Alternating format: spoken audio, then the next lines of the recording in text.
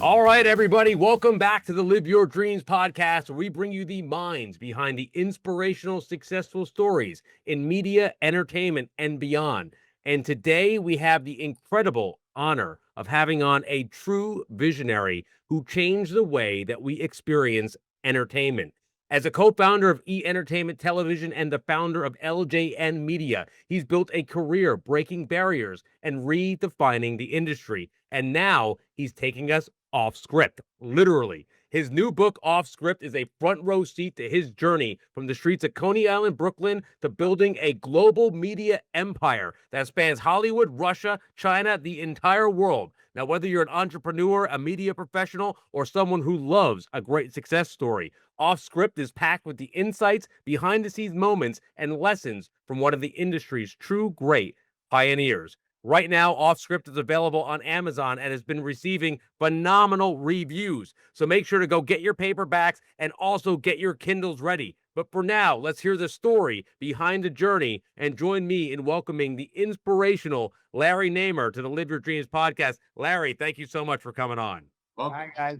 Great to be here. No, Larry, thank you so much. Literally, I mean, your body of work, everything you have accomplished for anybody in the media space, an entrepreneur, you are a complete inspiration to so many people. I wish my mother was still around so we could tell her that, because she would always smack me in the head and tell me I should get a job working for the New York City government, you know? Oh, wow. That mothers have a thing, though, but you have to say, right? I'm sure she definitely had the best intentions of what her mind was, take that safety route. Yeah, no, both my mom and dad, they were into, just get a secure job, be able to retire at 65 with a pension and do all of that stuff. But for whatever reason, I didn't listen. Thank God. And as we see, those jobs not so secure anyway. And now, yeah, Right. it's, I don't want to work for anything in the government. I can't imagine what it must be like, wondering when your final notice is coming. Yes, true. The grid shifts every single day, and interesting in talking about shifting. Larry, let's go back to your backstory before we get into the movie. I love it that you came from Brooklyn, a place so many people of strength, inspiration, but it's not always an easy place to grow up. And like you said, your parents had, pushed a government job.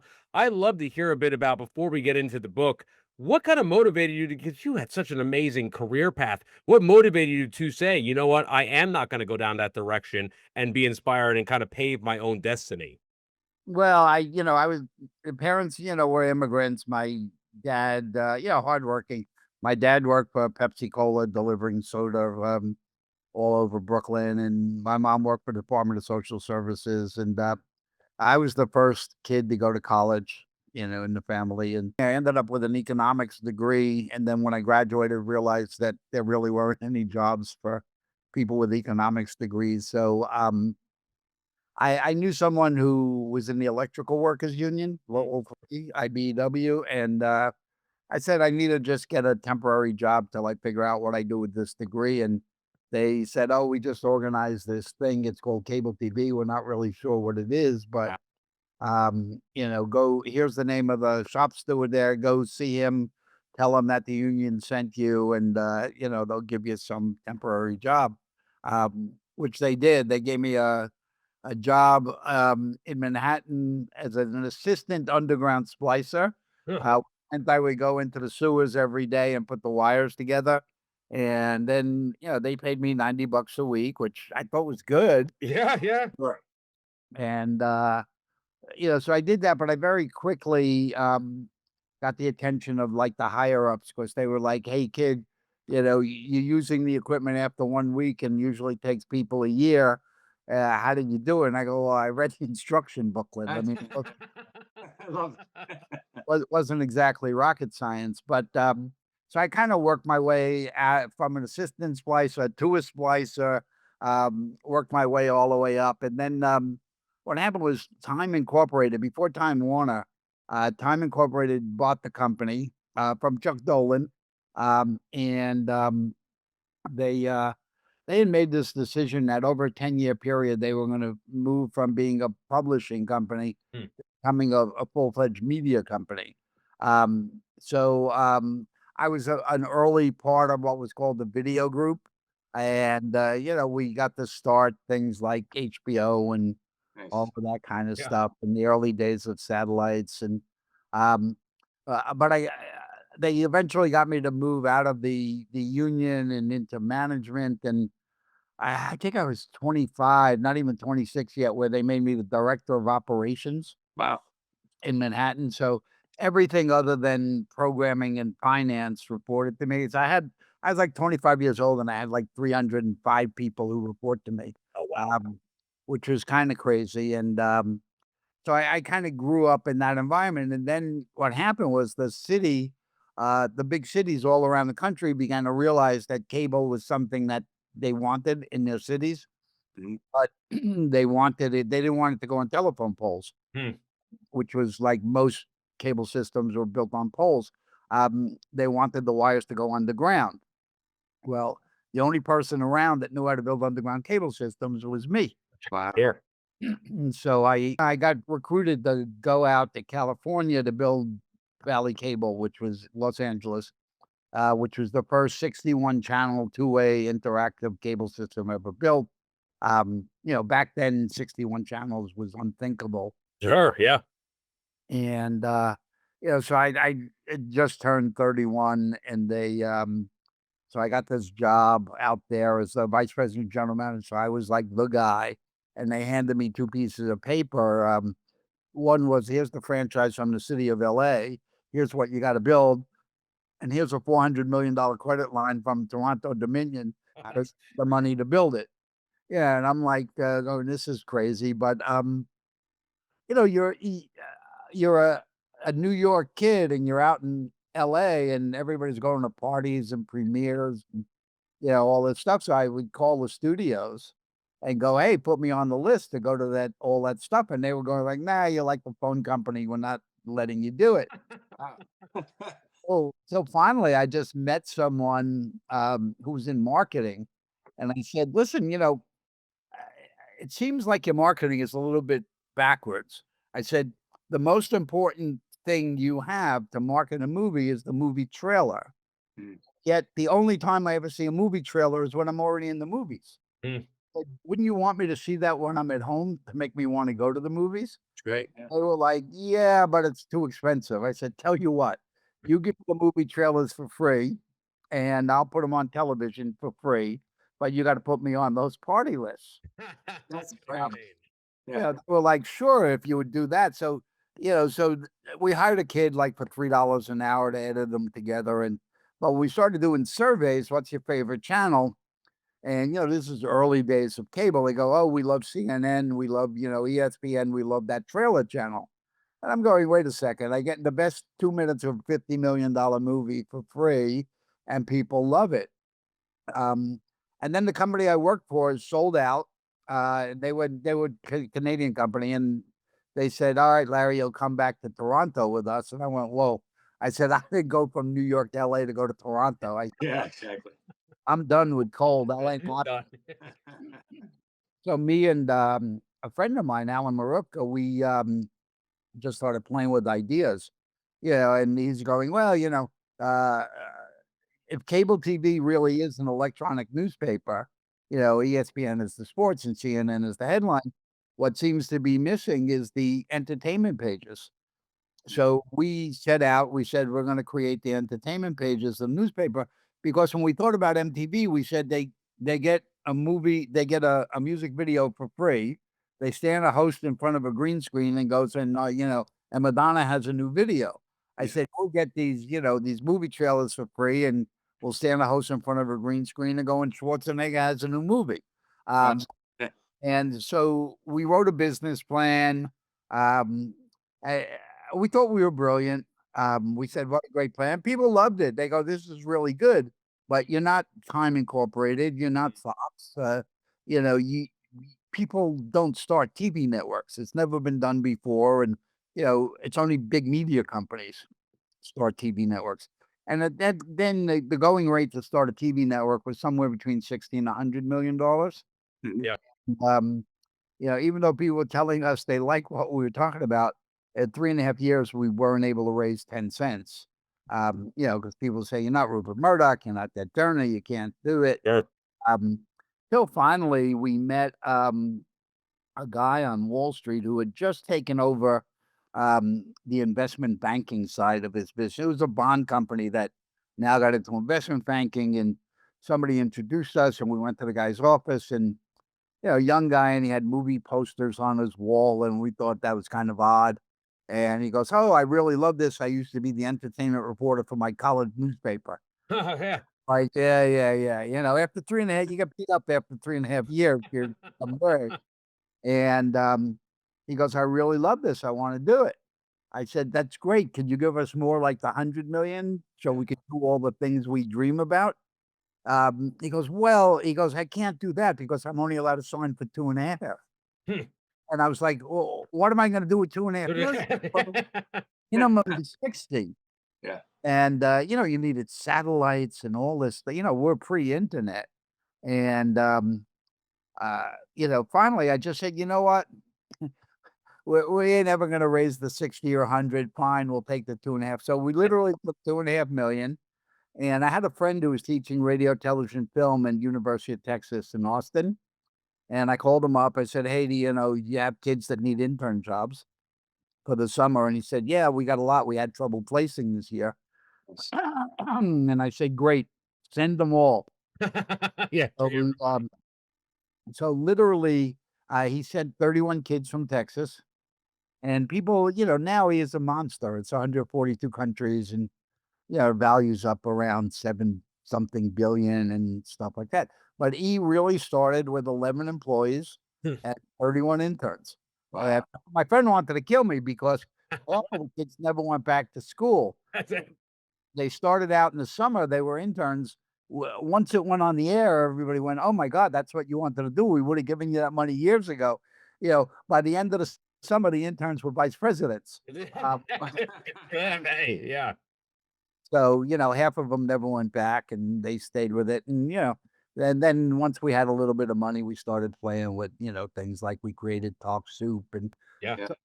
the network was very irreverent. It was really my sensibility, which is Hollywood is funny stuff. Don't try and make believe it's rocket science. Mhm. And, so you look at Talk Soup, and everybody thought we were nuts. They're going, "You want to do a TV show that makes fun of TV shows?" And I'm like, exactly. You know, then we met this guy, this radio guy who was telling me, "Oh, you got to come and see my radio show." And I'm like, "What do you mean, see your radio show?" I mean, I listened to Exactly. the radio show, but we went and looked at it, and I went back to the team and said, "I want to put cameras in this guy's radio Yeah. studio." Mm. And they were like, "Larry, that's crazy. I mean, radio's dead for 40 years." Well, Howard Stern went on to do pretty well.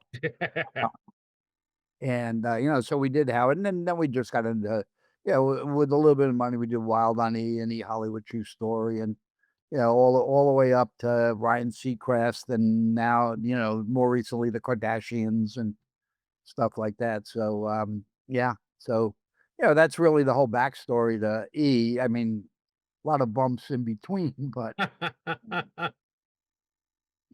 No, Larry, Fantastic. I mean, it's incredible that you took a situation where literally you started in the sewer underground. And because of your wherewithal, who you are, your work ethic, your intelligence, and willing to get out there, continue to move, not settle, not go to Toronto, keep pushing forward, stay to what you wanted to do, you shaped the way that the world watches television, literally. yeah, and we always thought, and even still to this day, I still have trouble convincing people. People think I'm in the fashion business, I'm in the music business, I'm in the film business. I go, "No, no, no, you're in the pop culture bit. It's There you all go. one thing." Mm. And a lot of people still having trouble grasp that. It's not this or that. It's all. It's It's all pop culture. I love that. Did that kind of wherewithal to say, I have a vision, I'm going to push forward? Did that come from when you were growing up in Coney Island? Did you always have that? Were you taught that by a mentor? Because so many people that kind of start a business or are on a path to something, it's so easy to say, you know what? I'll just go with you guys to Toronto, become number 9 on the pecking order, and kind of finish my career there. Very easy to go down that route.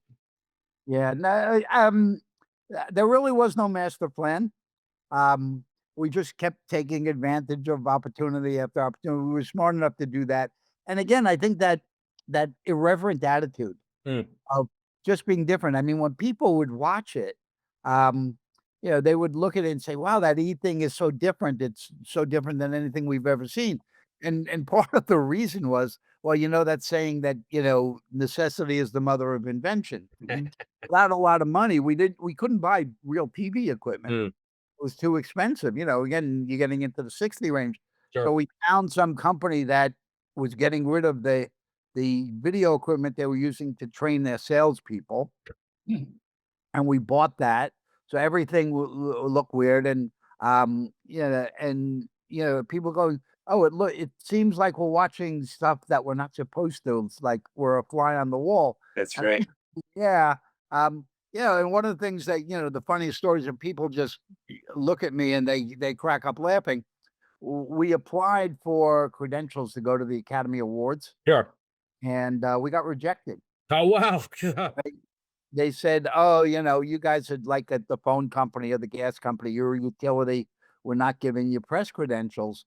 And so my crew and me, I was the carrier of the equipment. We climbed over the fence That's great.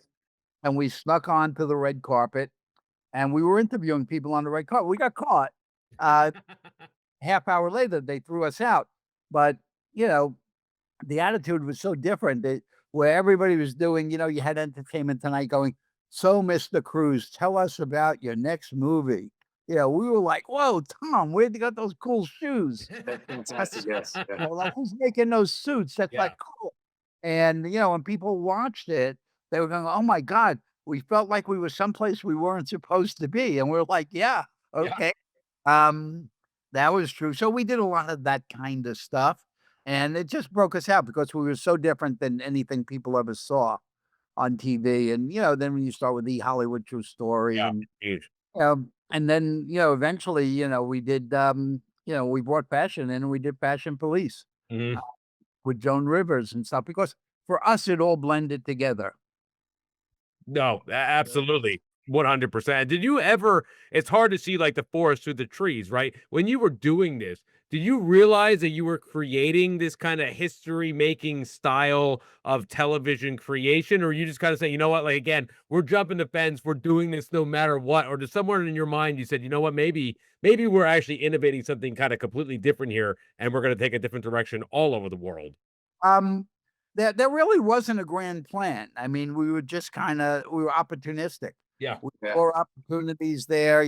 One of the real fun things we did, which really got Hollywood to embrace us. We're just instinctive. Yeah, oddly enough, Hollywood is always thought of around the world as the center of the entertainment world. Yeah. But there were no TV networks that were headquartered in Hollywood. There was Wow. zero. So we literally rented what used to be the Hollywood train station, Mhm. freight station, and we made that the headquarters. So we were the only TV network based in Hollywood, which embraced us to a lot of people. But then we gave people a chance to really do more than talk about their next project. They could talk about their family. We started filming inside people's closets. Uh, because the audience was more interested, like, they know what Madonna could sing, they wanna look inside the closet and see what shoes she's gonna be wearing for the next Yep. show. Um, so, we just had that very different attitude towards it and stuff, and just kinda as the opportunities arose, we just took advantage of them. I mean, again, wasn't a grand plan. It's interesting, Larry, because when you said that you went into that radio station, you put cameras there. You're kind of like where podcasts are now, being on audio and now them being on YouTube and these other channels we can view. So did you kind of see that also at that time in those beginning stages where podcast being the or something along these lines being the future of radio? Uh, yes, a little bit differently, but I mean, cause don't forget we were pre-internet, Yeah. so the ability to do podcasts wasn't necessarily there at the beginning. But the, um, the whole thing with Howard, when we went and looked at his radio show, people don't realize there used to be an old sitcom here in the US called WKRP in Cincinnati. Yeah, Oh, yeah, yes. yeah, So yeah. yes, I grew up And I watching it. looked at it and said, "This is not a radio show. This is WKRP in Cincinnati, or in real life." I mean, and that's really what it was. It was an ensemble comedy cast. Yep. And so nobody looked at it and said, "Oh, this is old stupid radio technology." They just thought it was an incredibly entertaining show. And that kind of led to all, led to reality TV and stuff like that. And now, I look at the internet world and people think they're inventing all this good stuff. I'm going like, God, I did that like 30 years ago. Exactly. How was that, Larry, when you were growing, right? So you came in, I love your attitude, that no grand plan. You came in and you have that belief in yourself. But now as E starts to become this global juggernaut, right? It's becoming so big. Did you ever have to now take a less of a hands-on approach? And if you did, how did that kind of shift the way that you were creative? Because obviously you're such a creative individual. Did you always stay in those spaces, or did you have to then kind of oversee the network as it got bigger? Yeah, unfortunately, that was the case. I mean, we grew so fast. I mean, we were the fastest growing TV network in the world Yeah. at the beginning. In the first year, we were in 14 different countries, Nice. and uh, so my role went from being the creative to, and for my degree was in economics. So everybody go, "Oh, you understand how to read a balance sheet? You take care of it." And eventually, we hired someone to come in and run the day to day, and I really focused. I always looked at the fact that E would have the potential to grow globally. Mm. A lot of networks don't really have that opportunity. I mean, you take something like the news. I mean, here, I mean, people in the Middle East don't care about the news in New York City, Sure. but yet things like pop culture and Hollywood are universal. I mean, people around the world see Hollywood, but we actually saw it a little bit differently than most, and most of it has actually come true. When I got involved in the media world, Hollywood was the center. If you wanted to make any kind of visual, entertainment, you had to come to Hollywood. And the reasons were fairly simple. Cameras used to cost $250,000. Yeah. Okay, and you needed big sound stages to shoot on. Now, as technology kept advancing, I mean, I could take my iPhone and go to Nigeria and make a movie on my iPhone today. Yeah. Sure. And literally the camera on my iPhone is better than a $250,000 camera. Incredible. Yeah. So we just said, the world is changing and that Hollywood becomes less and less of a geographic place as opposed to being a mindset Mm. and a level of creativity that can be exercised anywhere in the world. So I really set out to build the international side of the business. I mean, now he is in 142 countries. Wow. Yeah. Yeah. It's just crazy. I mean, Yeah. everybody talks about influencers and stuff. Somebody called me an influencer the other day. It was kind of weird, but on any given day, he reaches more people than the top 100 influencers on the internet. Yeah. Oh, wow. Yeah, it's crazy. Um, and obviously the Kardashians were a big part of blowing that up, and Howard was Howard Oh, yeah, yeah, yeah. and Talk Soup did amazing. I mean, you look at all the people that have gone on from Talk Soup. It's just incredible how well those folks have done. But we were really set the stage for a lot of stuff. The podcast, right? I Yeah. love podcasting, and because it's so economical. Yeah, sure. You don't have to like overthink it and over plan it and stuff. You just turn the camera on and go, let's see what happens. And you don't have the gatekeepers. Yeah. With the cable world or the TV world, you have to go and beg a cable operator to put you on, and satellites were incredibly expensive then. Um, Now, for as long as you got a decent internet connection, you could literally reach the world for pennies, pennies an hour. That's so well said, Larry. You're absolutely right on that. And I think it's true from what that person called you, because literally you were the catalyst for the first influencers in the world like that. I mean, look at how many people E did change, and now you're talking about how the internet connections are anybody can get out there and podcast and these TikTokers and people getting out there.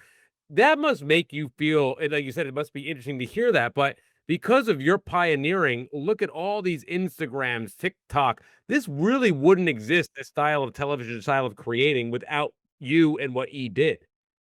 Yeah, most of the time I don't really pay attention to that, but I never want I don't believe what other people say about me, good or bad.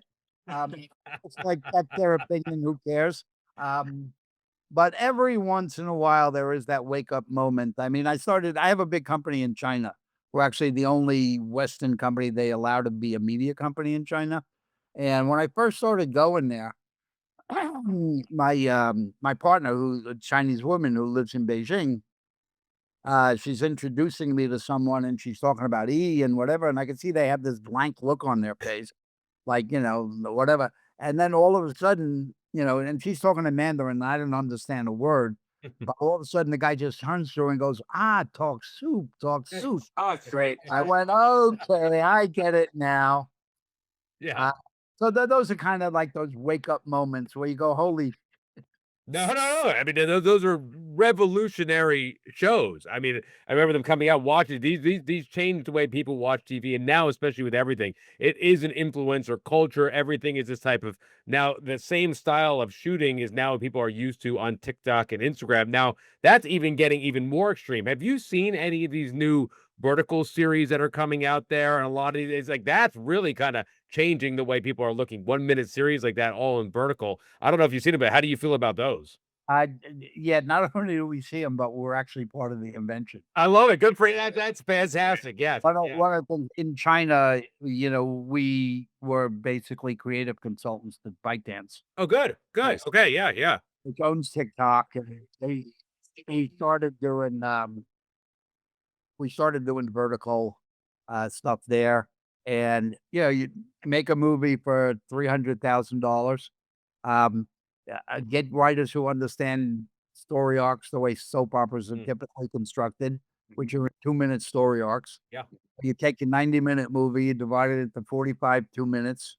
Um, you put it out there, you give away the first 10, people get hooked. It's Yeah. like crack. Yeah, Uh, basically. Everyone's flipping through their phone, yeah. Everywhere you see people flipping through their phone vertically. And then Everywhere. you got, 35 episodes after that first 10, and you charge the equivalent of $1. Yeah. So people are like, "Well, $1, sure, I'll do it." And then, when you buy 11, you wanna see 12 and you wanna see 13. So when you think about it, you got the typical of those movies run 3 to 500,000. Um, and, you're bringing back a ticket price of equal to $35. Uh, you Wow. know, people are making 50 million and $100 million movies, and the average ticket price is 20. Yeah. Wow. The economics are marvelous and stuff. People consume media very differently than they used to. Um, and you got to start paying attention. And I'm a big, big fan of artificial intelligence and Yeah. how it brings the cost down, and it's going to enable creatives to do a lot more creative stuff. I think one, Larry, we said about the verticals 100%. And I agree with artificial intelligence. You're right. It's going to enable creatives to be even more creative out there. People aren't leaning into this now. It feels like eventually you may be knocked out of the creative space. Yeah. Well, you still need the human brain. I mean, That's true. Yeah. people come to me with an idea for, you know, want to do a TV series on spoons or, name anything. It usually would take me, just to do the outline of like what's the series and Yeah. the research, and it would take me 5 days to kind of do the basic scenario. And with and I've been an early proponent of GB, particularly GBT and GB. Yeah. Or Yeah. now I do the same thing. I plug it into GBT, and it takes me 30 seconds, and then I spend an hour cleaning it up.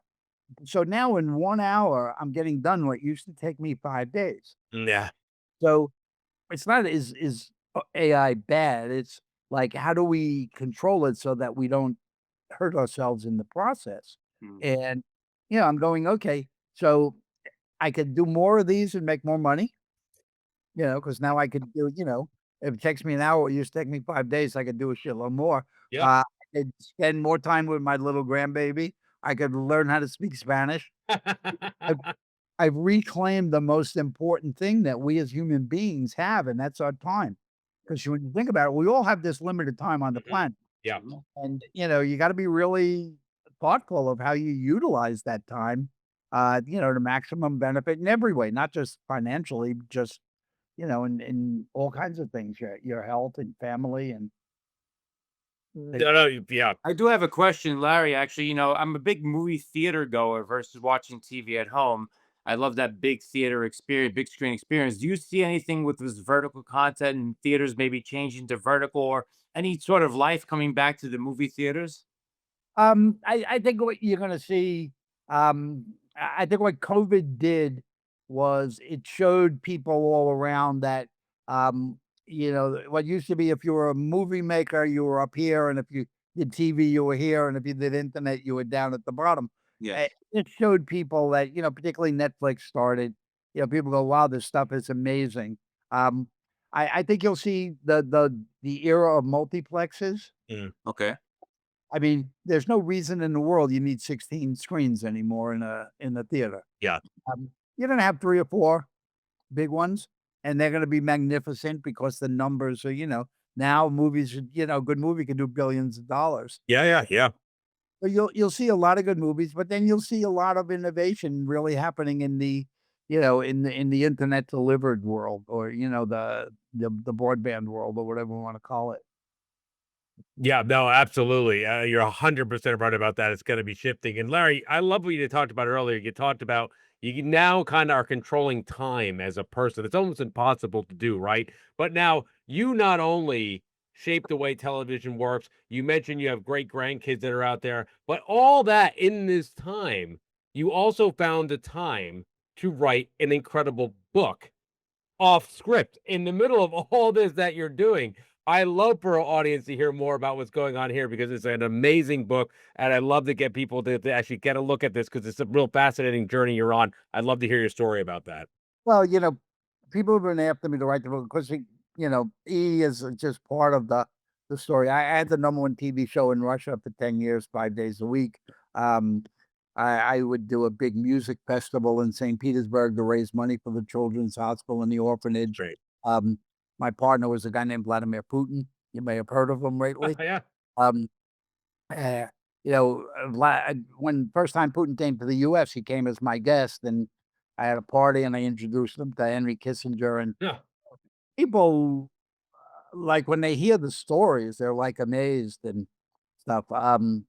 Alan and I were gonna start another TV network, called FXTV, Fitness and Exercise Television. Uh, Bruce and Chris Jenner were part, Kareem Abdul-Jabbar was part. Unfortunately, we had this other guy named O.J. Simpson, Yeah. and, when we first met OJ, it was, of course, he found that Alan went out with one of his mistresses, and he was threatening to beat Alan up with a baseball bat. And, being a Brooklyn kid at heart, OJ and I had a long talk about who's gonna beat who with a baseball bat. That's fantastic. And, oh, I was, so I was always reluctant to write it. I'm going like, I don't know if I really wanna do that. And, because I mean, the stories are crazy, most of them are crazy, but, I, uh, I've been a cook since I'm 12. My both parents work, so my choice was learn how to cook or eat peanut butter and jelly for dinner every night. And, so I started cooking, and then I would read my mother's cookbooks, and, I just always loved it, and it stuck with me. So I finally decided, I said, okay, I'll write the bio book. You can basically divide my life into 8 segments, my Coney Island years, my, Manhattan cable years, my Valley cable years, my E years, my Russia years, my China years, my post-COVID years. Um, I said, I'll do it if I could write it as anecdotes of the stories that happened during those times, mixed with the recipes that inspired me. So The book is actually it's somewhere between a bio and a cookbook. I love it. I mean, because again, you have a unique style about you as an individual, right? Obviously, it's what makes you stand out as somebody that's out there. What I actually love is after all this time period, I love that you still went back to saying, you know what, there's still value in the written word on the page. After being like a, this mogul in this whole entertainment world, starting and launching this new way of consuming media, and now having years later that even evolve into TikTok and Instagram now, you still love and see value in the written word. Yeah, I eventually all of this stuff boils down to good storytelling. You know, Yeah. whether you tell it in 1 minute chunks, you tell it in 120-minute chunks. It's still storytelling, and to me, the growth where people began to accept Netflix, and then once that happened, then you saw it in Amazon and Disney Plus and Paramount Plus, and all these new things, and it's a new form. It's basically it's a new writing tablet. Yeah. Or, if you wanna do a movie, and it was really complex, you never really got to develop the characters well, because you could go 90 to 120 minutes, you really couldn't go much further than that, and character development was always a little bit weak. But Yeah. now, you do something in a 6, 8, 10 episode season, a miniseries, a limited series, and you really get to develop characters that are deep and rich. Yeah, and people always say to me now, they go, "Oh, Larry, don't you feel bad? You're a TV guy and TV is dead." And I'm going like, "What are you talking about? It's Yeah. never ever been better. What's on? I can't watch all the good stuff that's in. Yeah. We created this palette for great writers to really be able to write what they want. We've expanded the time they have to tell their stories." I agree with you. Separation's not there like it was years ago, where film actors wouldn't do TV. Actually, a lot of actors are now doing TV. Like, Oh, yeah. Mhm. Yeah, no, now everybody wants to be on the next Game of Thrones. Yeah, no, no, you're right. And imagine as a writer not having those restrictions of saying, especially even from TV, like you said, the Netflix and the evolving of digital kind of consumption of content. Now you don't have these 22 minutes or 90 minutes. I love that they can write these free flowing characters. For a writer, that must be almost liberating to have that kind of freedom of creativity. Yeah, and now, like you guys are in the podcast world. I love the podcast world because, y- you still need to deal with it, basic economics of everything. If you're going to Yep. make TV shows and movies, uh, they got to be profitable at some point in order to keep going. So you needed audience sizes of, that were reasonably large.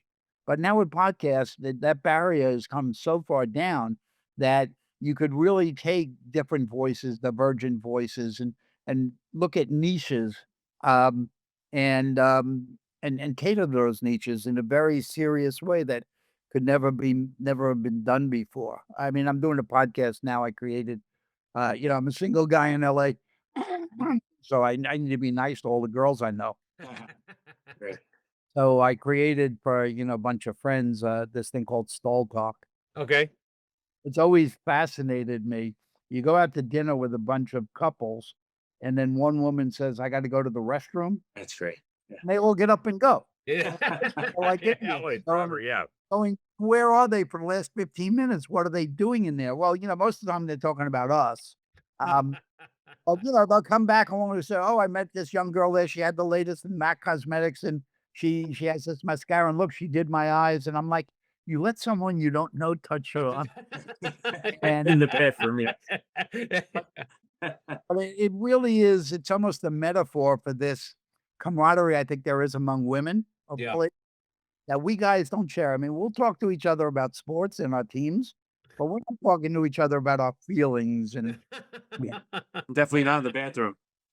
Um, but yet in Stall Talk, we recreate not that we don't shoot it in the stall, but it's that environment that you set, that safe zone, Hmm. feel like they could talk to other women about, well, anything, from feelings to relationships to fashion and style and, whatever it is. And, so that we bet that on YouTube, and now it's kind of all over. It's on Apple and every other Yeah. and, and it really tackles subjects that I get women writing to me all the time going, "I never thought I'd be able to hear, something that was so genuine and so right on and not diluted down," because they really get to tackle some tough issues. Sure. Yeah, so, we love the podcast world. We're doing we've got another one coming out now on health, wellness, and spirituality, mainly for women 30 to 50. We're doing another one for Asian Americans called Boba Therapy, which is a kind of funny thing. And then we're doing something for the families that surround military folks that are involved in all the suicide. Oh, wow. Military suicide is just such a crazy thing. And mainstream television won't do it because Don't touch it. Yeah. advertisers don't want to be near something that's so troubling. Yeah. But yet in the podcast world, it could exist. It's great. So that's kind of what we look for there. Now, Larry, I can't believe it's already almost at that time. Before we get going, I just love to hear from you, from somebody who came as running these major networks that had that kind of the backing. You started without the backing, then you got the backing, and now you're seeing this world where it's not even always required to be putting in 60 million, 20 million into these projects. Is it liberating for you now, getting to work with creatives, where you can now almost be looking towards the writer, the creator, and say, this may have enough merit to give it a chance? You're not always looking just at the bottom line wallet anymore. I'd love to hear your kind of view as a creative, how you go about kind of picking what you choose to work on. Yeah, that's absolutely true. Is that well, it's interesting because for whatever reason, I think somebody must have talked to my doctors and found out something that I'm not supposed to know.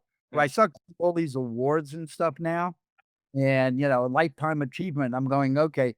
Did my doctor tell them they better give me something quick? Um, but I've always been nurturing of young. I'd like to 31. We had 11 employees. We absolutely love having interns around us.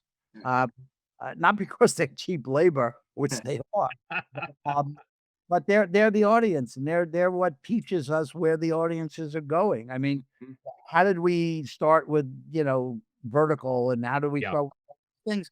It's because the company is more, we're more interns than we have employees. Yep.